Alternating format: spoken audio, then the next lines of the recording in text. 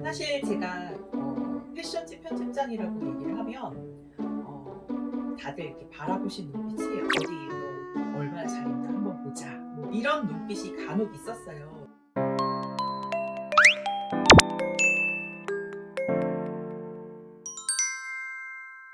다행히도 제가 옷 입는 걸 굉장히 좋아하고 사실은 뭐 중간에 출산이 있었지만 20살 때부터 지금 50살인 30년 동안 제가 사이즈가 하나 변하지 않았어요. 그러니까 거의 5호를 입었고 또 너무나도 다행스럽게 운동을 꾸준히 하다 보니까 오히려 전부터 저를 알던 사람은 너 오히려 더 바디라인이 예뻐졌다라고 말씀을 또 해주시기도 하거든요.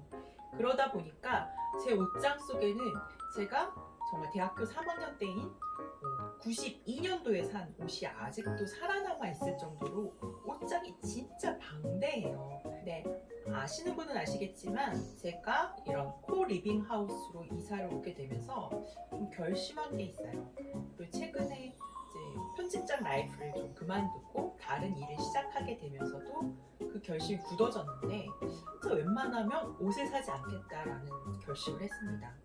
그렇다고 해서 제 스타일을 포기할 생각은 없고요. 오히려 예전의 옷들을 다시 한번 되살리는 게 좋지 않을까? 그게 저는 오히려 요즘의 시대 정신이랑 맞다고 생각을 하거든요. 사실 생각해보면 여러분들이 명품이라고 생각하는 거 예전에는 맞춤복의 시대에는 오히려 좀 떨어지는 기성품이었어요. 쟤도 입고 나도 입는 기성품을 입는 것이 오히려 세월이 지나다 보니까 당연한 일이 됐지만 정말 몇 세기 전에는 옷은 그 사람을 위한 맞춤 옷밖에 없었잖아요.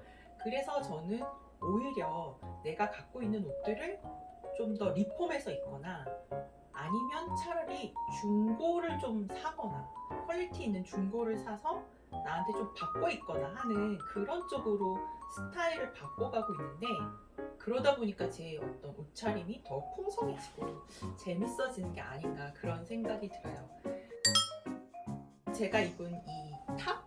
보통 튜브탑이라고 말씀 많이 하시죠. 이런 니트 튜브탑은 제 일본 여행할 때 그냥 어떻게 보면 보세 가게라고 하죠.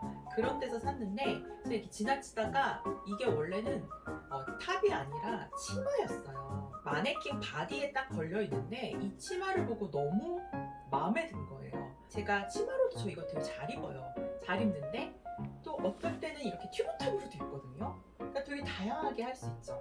그리고 이거 좀 벗어서 한번 보여드릴게요. 약간 흉할 수도 있는데 사실은 제가 입은 이거는 일종의 가디건이에요. 이게 일종의 80년대 스타일이라고 생각을 하시면 돼요. 제가 이거 기억하기에 아마 한 1990년대쯤에 사지 않았을까? 이게 너무 마음에 들어가지고 이거 색깔도 사고 빨간 레드 컬러도 하나 샀거든요. 그래서 요거 제가 이렇게 입어주면 좀 덜 민망. 아무래도 튜브탑이라는 게 좀 민망할 수 있는데 덜 민망하고 그리고 여기에 컬러감이 어떻게 보면 약간 그린이랑 그레이 그리고 저는 이렇게 옷의 맥락을 담는 걸 좋아하는데 생뚱맞은 컬러보다는 좀 톤온톤으로 이 약간 그린 공단 스커트를 선택했습니다.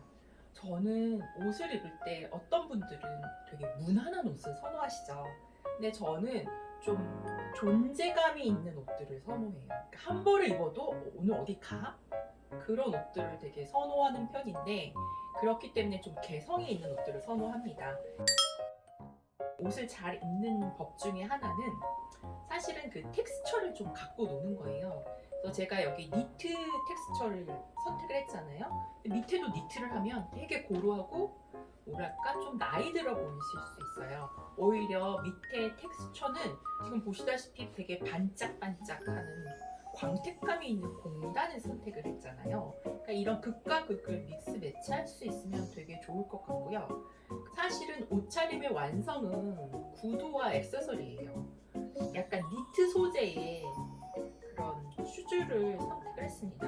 약간 애시드한 정말 사실 톤 낮은 핑크를 했기 때문에 굉장히 또 전반적으로 맥락이 잘 어울리고 저의 룩의 포인트라고 하는 거는 굉장히 약간 패셔너블한 옛날 엄정화가 떠오르지 않으세요? 엄정화의 그 몰라 했을 때 그런 어떤 룩인데, 이것이 사실은 이 모든 룩에서 가장 비싸요. 왜냐? 프라다거든요.